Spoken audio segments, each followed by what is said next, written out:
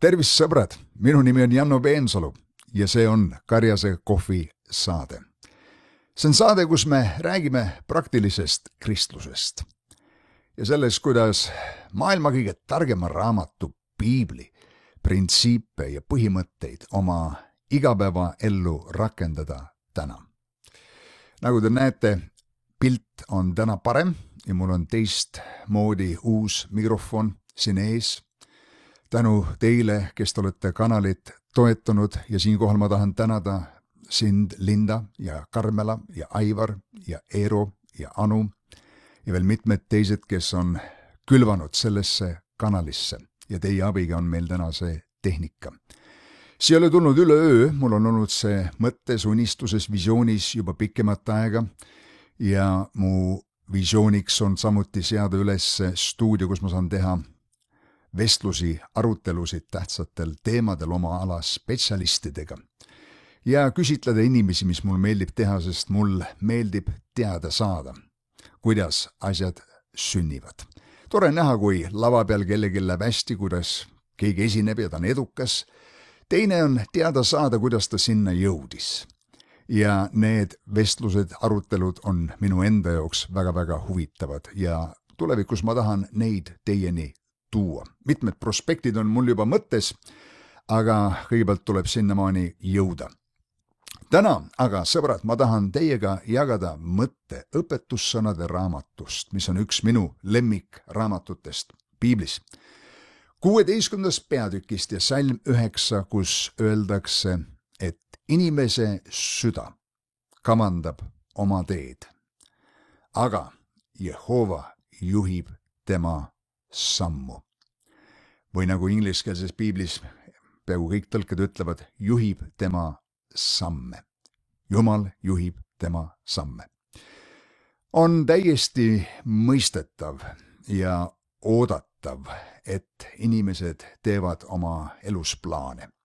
Et neil on mingid eesmärgid, mingid sihid ja nad kavatsevad midagi teha. Muuseas, statistik ütleb, et ainult 3% inimestest neil on kirjalikud eesmärgid.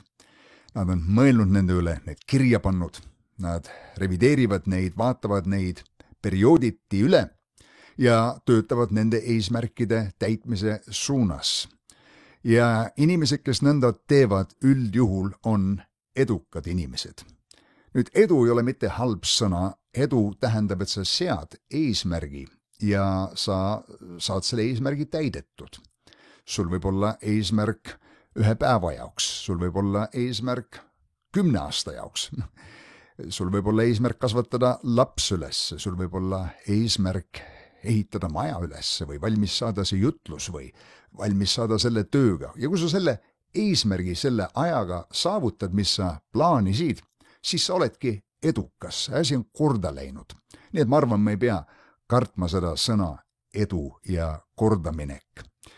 Ja eesmärgid panevad meid liikuma. Eesmärgid elus on tähtsad. Paulus ütles, et ma pürin seatud eesmärgi poole, taevase võiduhinna poole Kristuses Jeesuses. Ja eesmärgid meie elus toovad esile meist potentsiaali ja vabastavad meie ellu ressursid, inimressursid, võimalused, vahendid, mis tulevad tänu selle tõttu, et me hakkame kuskil suunas liikuma. Nii kaua, kui me istume, unistame, ootame, mõtleme, lihtsalt kavatseme, asjad ei juhtu.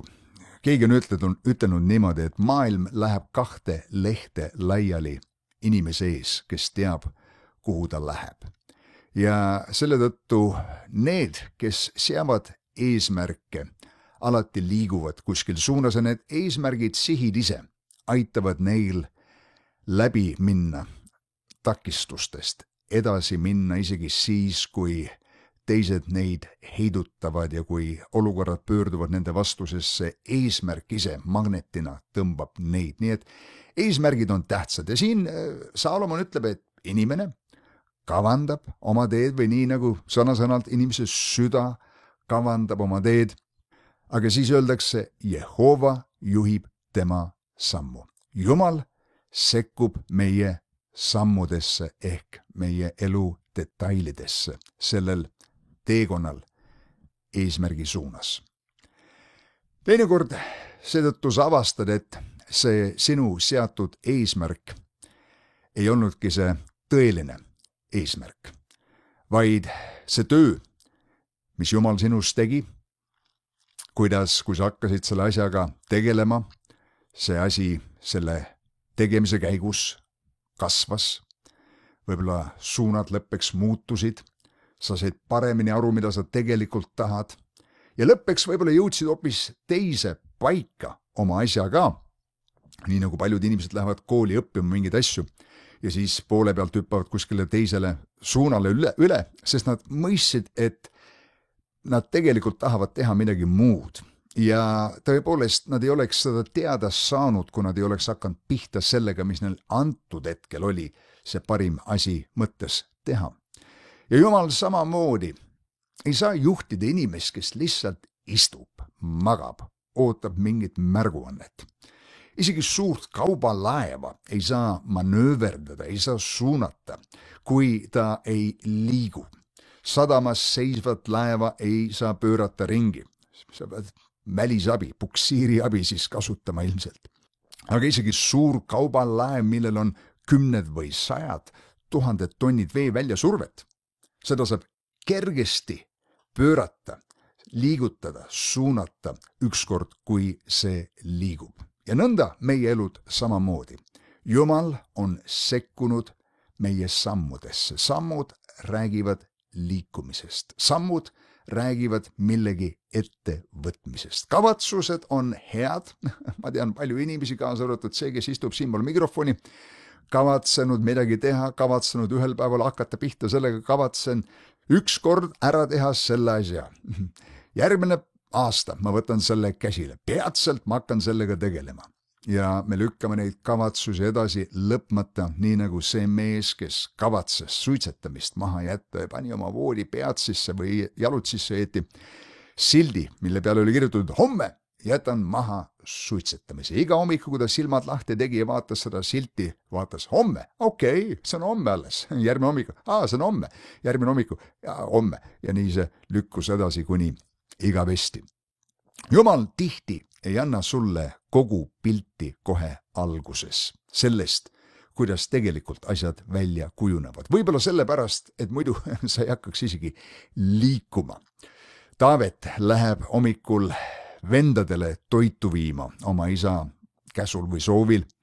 Ta ei tea, mis juhtub. Tema antud eesmärk on viia see toit ära, aga Jumal juhatab tema samme nõnda, et ta jõuab sinna sõjaleerile just sel hetkel, kui kahevõitleja Goljat tuleb välja ja ütleb neid pilkavaid sõnu Iisraeli armee ja Jumala kohta.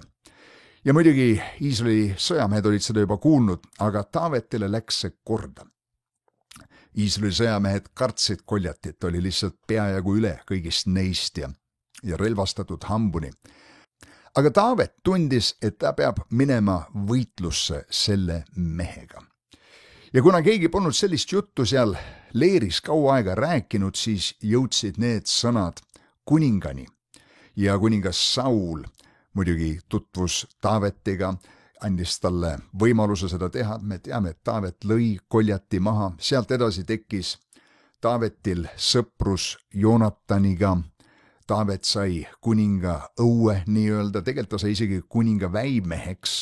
Tema isakoda vabastati maksudest ja hiljem Joonatan päästab Taaveti elu ja kinnitab teda, et temast tõepoolest saab see järgmine kuningas. Kuidas Taaveti elu teekond läheb, on hoopis midagi muud, kui ta võis arvata sel hommikul, kui ta lihtsalt läheb lahinguväljale. Inimene kavandab oma teed, aga Jehova juhib tema samme. Üks hämmastavamaid näiteid piiblist, kuidas Jumal juhib ühe inimese samme, on Vana Testamendi Joosep, kes sõnakuulelikkuses oma isale Jaakobile läheb vendade käekäigu järgi uurima. Ja ta isegi eksib ära ja vennad on kuskile teise paika läinud ja siis ta kohtub mingi müstilise mehega seal väljal, kes ütleb talle suuna kätte, kus tema vennad on, ainult üksnes leida seda, et need vennad kavatsevad teda tappa, nad võtavad ta kinni, rebivad tema kuues seljast, mis isa on talle andnud soosingu märgiks, viskavad tema kaevu ja napilt pääsevad ta surmast, nad müüvad tema orjaks Egiptusesse.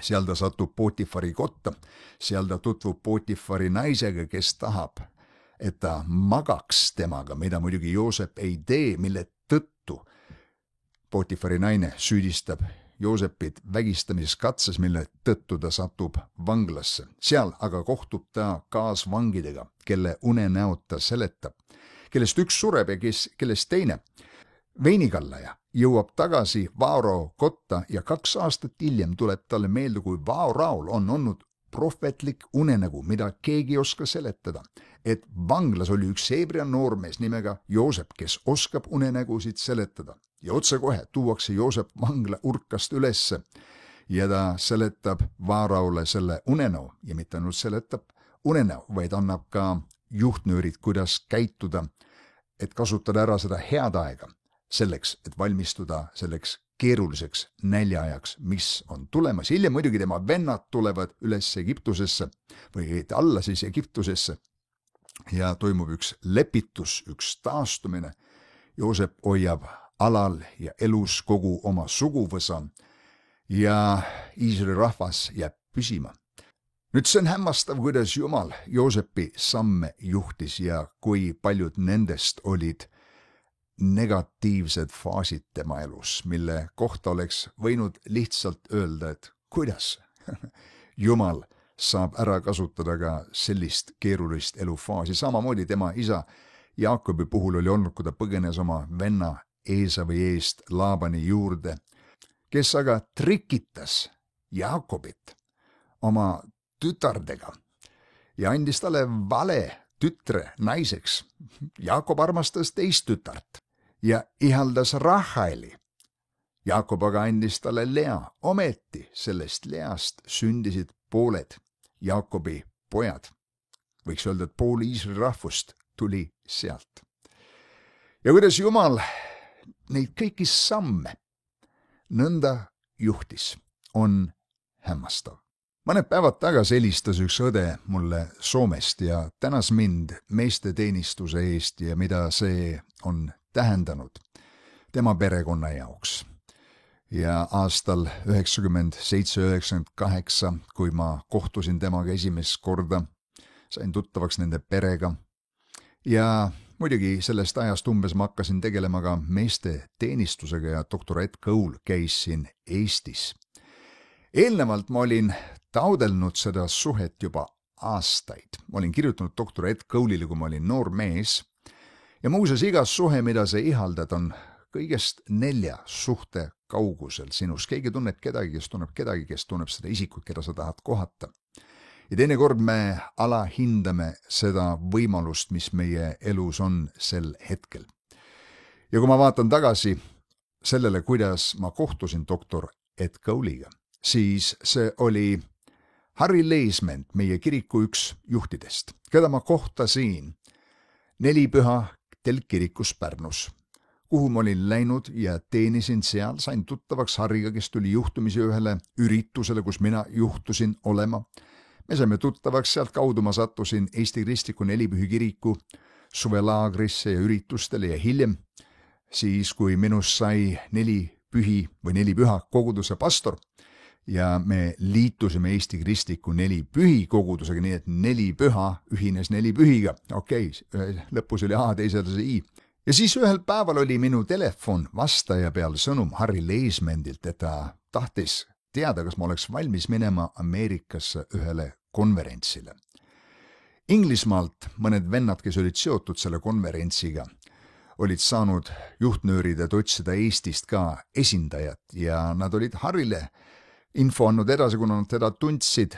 Harry arvas jälle, et mina võiks olla see õige mees, kes võiks sinna minna. Ja mõne aja pärast ma leidsin ennast lennuki pealt sõitmas Ameerikasse. Ja see konverents oli auline, elumuutev aeg minu jaoks.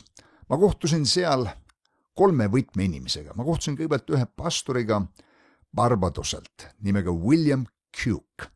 ja siis ühe abielupaariga, kes oli selle koguduse vanemateks, Charles ja Sandy Caliendo, itaallased. Ja kui see üritus oli läbi, siis Sandy nimetas mulle, et ma võiksin tulla ja teinekord neid külastada.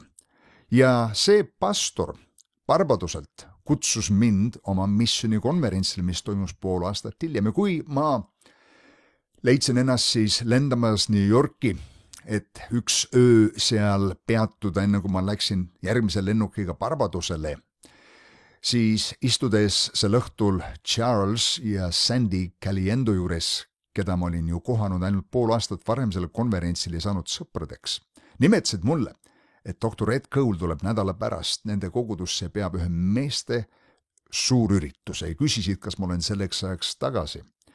Ja juhtumisi oli see nõnda läinud, et ma olin lennupileti planeerinud, et ma olen tagasi juba neljapäeval. Nii et mul oli veel paar päeva enne, kui see üritus algas pihta. Ja ma nimetasin Charles Caliendole, et ma olin kirjutanud doktor Ed Cole'ile mitu korda ja kutsunud teda Eestisse, aga ei olnud kunagi vastust saanud. Mille peale Charles ütles, las ma vaatan, kas ma saan korraldada sinu jaoks kohtumise doktor Ed Cole'iga. Mille peale mina ütlesin, oi, seda pole küll vaja, mida minusugune mees ütleb sellisele suurele jumala mehele. Mul pole talle midagi vaimustavat öelda. Ja siis tuli see laupäev. Oli esimene sessioon ära, kuskil 1500 meest oli saalis, auline meeste koosolek, doktor Ed Cole kõneles jumala tarkus voolas mehe suust välja. Ja siis esimene sessioon lõppes ja ma olin oma teel WC-sse, kui Charles tuli minu juurde joostes ja ütles, Janno, Ed Cole on valmis sinuga kohtuma. Ja mõtlesin, vau. Ja ma astusin sisse pastori imeilusasse kontorisse. Pastor ise, mitmed jumala mehed olid seal, doktor Ed Cole oli seal, nad nautisid oma aega. Ja ma astusin doktor Ed Cole'i juurde, ütlesin, ma olen Janno Peensalu, ma olen Eestist. Ja Ed Cole katkestas mind ja ütles, kas sa oled tõesti sina? Ja tõusis püsti ja pani oma käed minu ümber ja kallistas mind ja ütles, Janno, see on nii tore sinuga kohtuda, sest ma lugesin sinu kirju ja ma nutsin selle pärast, kus sa kirjutasid, et sul ei ole kunagi olnud isa ja et mina olen sinu vaimulik isa. Ja doktor Ed Cole'is sellest hetkest peale oled sina minu adopteeritud poeg. Ja ma kõndisin sellest kontorist välja hoopis teisel viisil ja mu elu muutus nii, nagu Joosep elu muutus ühe päevaga. Inimene kavandab oma teed, aga Jumal juhib meie samme. Sinu plaanid, sinu kavatsused, sinu sihid panevad sind liikuma. Ja kui sa liigud, Jumal saab sind juhtida. Isegi kui sa ei tea täpselt, kuidas sa veel oma sihini jõuad, sest usu mind, mitte kunagi ei ole kõik asjaolud ideaalselt paigas ja kõik koostisosad koos selleks, et see saaks tulla esile, mida sa oled arvanud. Sa pead hakkama pihta sellega, mis sul täna on ja võtma esimese sammu. Isegi need inimesed, kes said imesid ja tervenemisi Jeesuse käest, pidid tegema usu samme. Samm enne, kui veel ime sündis. Nii et kui sa tahad, et Jumal sind juhiks, tee mingeid samme. Ja pea meeles, et Jumal saab õnnistada midagi, mida me teeme. Võidmine saab tulla mingi tegevuse peale. Ja pea meeles, kui sa tahad Jumala juhtimist oma elus, siis mine liikuma selle plaaniga, mis sul on. Ja selle liikumise käigus Jumal liigutab sind oma plaani sisse, mis tal sinu jaoks on.